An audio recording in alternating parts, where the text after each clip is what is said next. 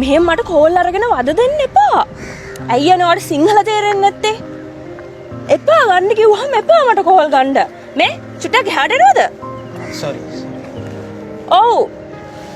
මොකක්ද කියන්නේ? මටත් දැන් හොඳටම ඇති වෙලා තියෙන්නේ. මම මේ රිලේෂන්ෂිප් එක මෙතනින් නවත්තනවා. මට ආයි කෝල් කරන්න එපා. ඔයාට මොකක් හරි ප්‍රශ්නයක්ද? ඇයි තමසි විසඳන්නද? මේ මගුලුත් කැඩෙන්නේ අදමනේ.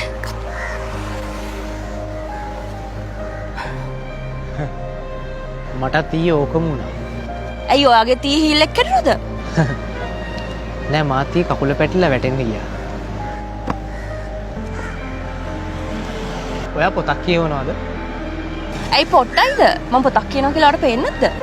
ඔයා කොහොමද හරියටම කිව්වේ?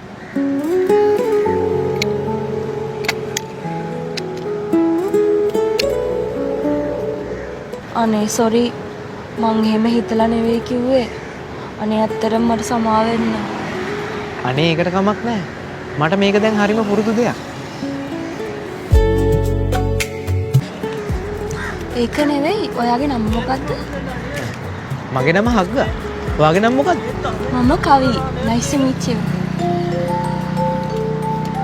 Nice to meet you. අඳුරු වලාකුළු වලින් පිරී තිබූ මගේ ජීවිතය එදා ඒ ගෑනු ළමයාගේ සුවඳින් පිරී ඉතිරී ගියා.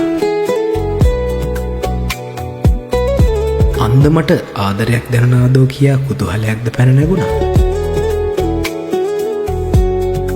අපි දෙන්න හැමදාම උදේ 8 වෙද්දි ඒ ලස්සන බංකුවේ හමුවීම පුරුද්දක් කරගත්තා. ඇය පැමිණ මා සමග ගත කරන ඒ විනාඩි කිහිපය මට මුළු ලෝකයක් වගේ දැනුණා. ඒත් එකපාරටම ඇය මා හමුවීමට පැමිණීම නතර වුණා. සෑම උදෑසනකම මම ඇය එනකම් මග බලාගෙන හිටියා. නමුත් ඇය කිසිම දිනක පැමිණියේ නැහැ.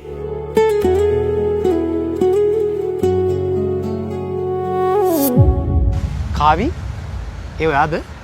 කාවි නන් නෙමෙයි මචං. උඹ නම් මාව දන්නේ නැහැ. හැබැයි මම නම් උඹලා දෙන්න හොඳට දන්නවා. උඹ අර කෙල්ල එනකන් නේද මෙතන බලන් ඉන්නේ? අනේ ඕ මචං. උඹේ කෙල්ලව දැක්කද? කිව්වට තරහ වෙන්න එපා මචං. හැබැයි ඒ කෙල්ල නම් උඹ ආයේ හම්බෙන්නේ නැති වෙයි. ඔව් නේද මචං. මං වගේ අන්ධ කොල්ලෙක් එක්ක කවුද ජීවත් වෙන්න කැමති නේ? නෑ මචං. ඒ කෙල්ල උඹට හදවතින් ආදරය කරා. මං ඒක මගේ මුළු ඇස් දෙකෙන්ම දැක්කා. දැන් ටික දවසකට කලින් ඒ කෙල්ල උඹව බලන්න එද්දි මෙතන පාර පනිද්දි ඒ කෙල්ල බස් එකකට යට වෙලා නැති වුණා බං.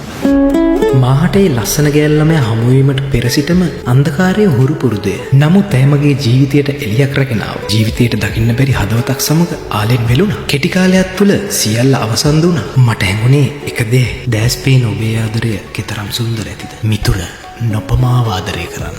අපි ආයේ හමු නොවන බව කීවත් ලොව හඬක